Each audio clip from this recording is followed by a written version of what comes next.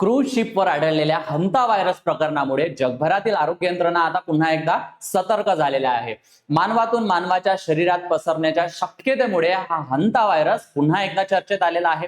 नेमका हा हंता व्हायरस काय असतो, याचा किती गंभीर धोका त्या ठिकाणी आपल्याला दिसून येतो, त्याचे सिम्पटम्स काय आहे आणि हा हंता व्हायरस कुठून आला, हे सर्व प्रकरणाची चर्चा आपण या व्हिडिओच्या माध्यमातून करणार आहोत. So hello aspirants, welcome to all. मी प्रतीक कुमार स्वागत करतो तुम्हा सर्वांचं पुन्हा एकदा एवनायसच्या युट्यूब प्लॅटफॉर्मवरती.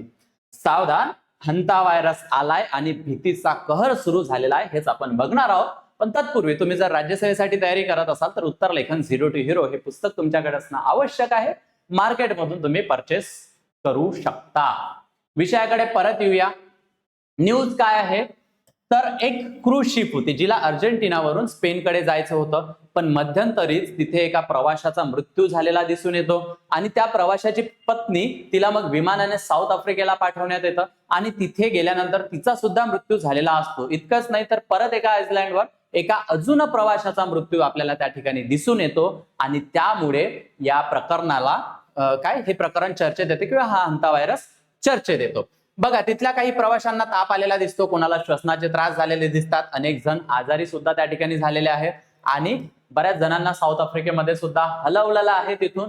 आणि सर्वात महत्वाचं काय की अँडी स्ट्रेन याची त्या ठिकाणी पुष्टी करण्यात येते. आता हा अँडी स्ट्रेन काय आहे तर हा स्ट्रेन माणसातून माणसात पसरण्याची जी क्षमता ठेवते, हा व्हायरस पसरण्याची जी क्षमता ठेवते त्याला अँडी स्ट्रेन म्हणतो आणि म्हणून हा आता तिथे धोकादायक आपल्याला त्या ठिकाणी दिसून येतो. सो या अनुषंगाने ही न्यूज होती. बरं, मग हंता व्हायरस म्हणजे काय हे आपण जाणून घेऊया. हंता व्हायरस काय, हा एक व्हायरसचा काय म्हणतात परिवार आहे. वेगवेगळे काय प्रकार आपल्याला त्या ठिकाणी दिसून येतात आणि मुख्यत्वे करून हा उंदरामधून पसरणारा काय आहे, विषाणू आहे.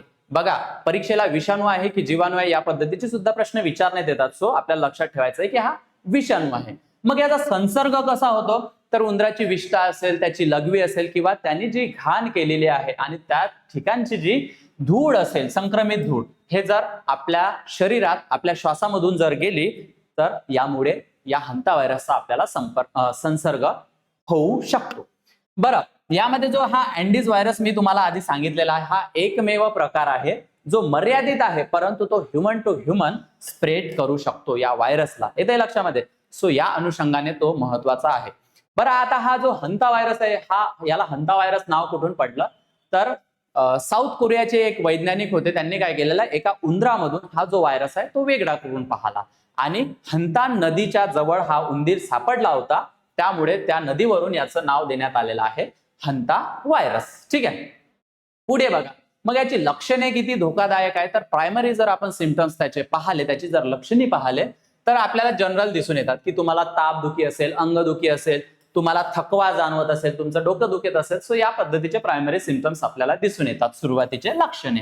परंतु हा जर मग गंभीर स्थितीत गेला, ज्या हंता व्हायरस बद्दल जे आता जे प्रकरण सुरू आहे त्याबद्दल जर आपण बोलत असलो तर गंभीर स्थितीमध्ये श्वास घेण्यास त्रास होऊ शकतो, तुमच्या फुफ्फुसांवर त्यांचा परिणाम दिसून येतो आणि रेस्पिरेटरी जी सिस्टम आहे त्याचं सुद्धा फेलियर आपल्याला झालेलं दिसतं. आणि या प्रकरणामध्ये जो मृत्यू दर आहे तो आपल्याला 40% आसपास, कधी कधी 60% सुद्धा हा गेलेला आपल्याला दिसून येतो. इतका हा गंभीर हंता व्हायरस आपल्याला त्या ठिकाणी पाहायला मिळतो. बरं, या हंता व्हायरसचे आपल्याला प्रामुख्याने दोन प्रकार पाहायला मिळतात, एक HFRS आणि एक आहे HPS. हा जो HFRS आहे हा आपल्याला कुठे दिसून येतो तर आपला युरोप असेल आणि प्लस आपला जो एशिया आहे, या दोन खंडामध्ये हा HFRS नावाचा प्रकार पाहायला मिळतो. याचं मुख्यत्व करून हा जो आहे हा किडनीवर परिणाम करणारा टाईप आहे. म्हणजे तुमचं किडनीवर तो परिणाम करेल आणि त्यामुळे हा एक गंभीर आजार तुम्हाला त्यामध्ये उद्भवू शकतो. पण याचा जो मृत्यू दर आहे तो आपल्याला 5 ते 15% एवढा दिसून येतो. म्हणजे हा इतकाही काही गंभीर युरोप किंवा एशियामध्ये पाहायला मिळत नाही जितका तो अमेरिका किंवा साऊथ अमेरिकामध्ये पाहायला मिळतो.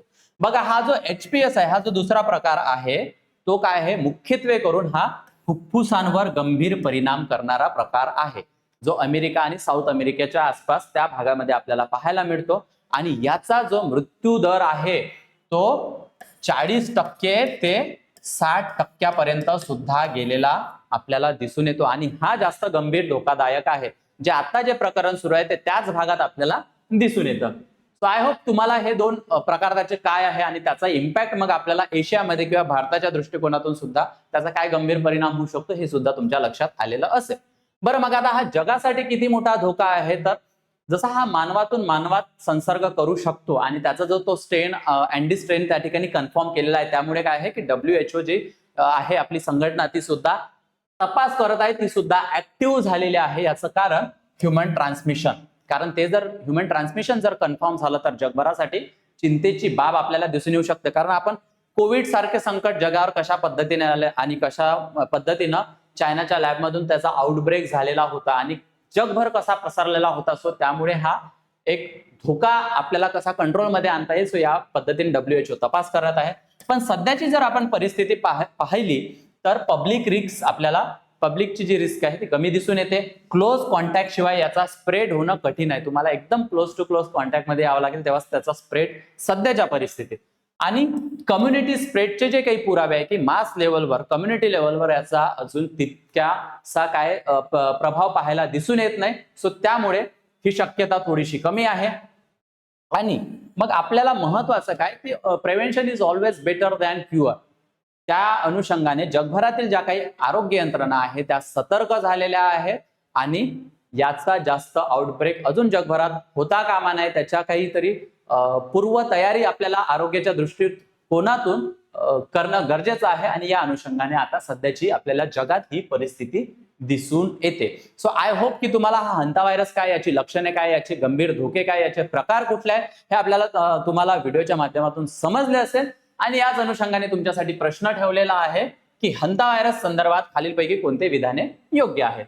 हंता व्हायरस प्रामुख्याने उंदरामधून मानवांमध्ये पसरतो. दुसरं स्टेटमेंट आहे अँडी स्ट्रेन मध्ये मर्यादित ह्युमन टू ह्युमन ट्रान्समिशन आढळू शकते. आणि तिसरं स्टेटमेंट आहे की हंता व्हायरस पल्मरी सिंड्रोम म्हणजे जो HPS आहे हा फुफ्फुसांवर परिणाम करणारा गंभीर आजार आहे. तुम्हाला योग्य स्टेटमेंट यामधून सांगायचं आहे आणि कॉमेंट सेक्शन मध्ये याचं उत्तर द्यायचं आहे. आणि तुम्ही जर राज्यसेवा 2027 साठी तयारी करत असाल तर समर्पण बॅच आम्ही लॉन्च केलेली आहे, जी 29,999 रुपये इतक्या माफक दरात तुम्हाला अवेलेबल आहे. लाईव्ह प्लस रेकॉर्डेड स्वरूपाची ही बॅच आहे. याची वैशिष्ट्य काय तर प्रिलिम्स प्लस मेन्स कॉम्प्रिहेन्सिव्हली कव्हर केले जाणार आहे. सर्वात महत्वाचं म्हणजे जोपर्यंत तुमचं सिलेक्शन नाही तोपर्यंत त्याची लाईफ टाइम व्हॅलिडिटी असणार आहे. Basic to advance NCERT coverage, answer writing practice, PYQ analysis, study notes, test series plus 1-to-1 mentorship सुद्धा तुम्हाला अवेलेबल असणार आहे. तुम्हाला जर या बॅचची किंमत जास्त वाटत असेल तर माझा कुपन कोड यूज करा प्रतीक सर म्हणून आणि तुम्हाला योग्य ते डिस्काउंट सुद्धा त्या ठिकाणी देण्यात येईल. तुम्हाला जर अजून काही क्वेरीज असतील तर मी माझा पर्सनल नंबर तुम्हाला देतोय 88 30 52 30 34. यावर तुम्ही तुमच्या काही क्वेरीज असतील तर मला पर्सनली कॉल करू शकता. आणि A1 ऍप्लिकेशन डाउनलोड करायला विसरू नका. गुगल प्ले स्टोअर आणि ऍप स्टोअरला अवेलेबल आहे, ज्यामध्ये high yield notes, NCERT state books, current affairs, mind map, syllabus, quiz एवढ्या सगळ्या गोष्टी पाहायला मिळतील. आणि तुम्हाला जर PDF स्वरूपातला नोट्स हवे असतील तर हा QR कोड स्कॅन करा आणि A1 टेलिग्राम चॅनलला जॉईन करा. आणि ऍडमिशनसाठी तुम्हाला जर किंवा अजून काही क्वेरीज असतील तर हा ऑफिसचा नंबर मी तुम्हाला या ठिकाणी देतोय. निश्चितच तुम्ही त्यावर सुद्धा संपर्क करू शकता. सो आय होप हा व्हिडिओ तुम्हाला आवडला असेल. पुन्हा भेटूया एका नवीन टॉपिक सोबत लवकरच. थँक्यू.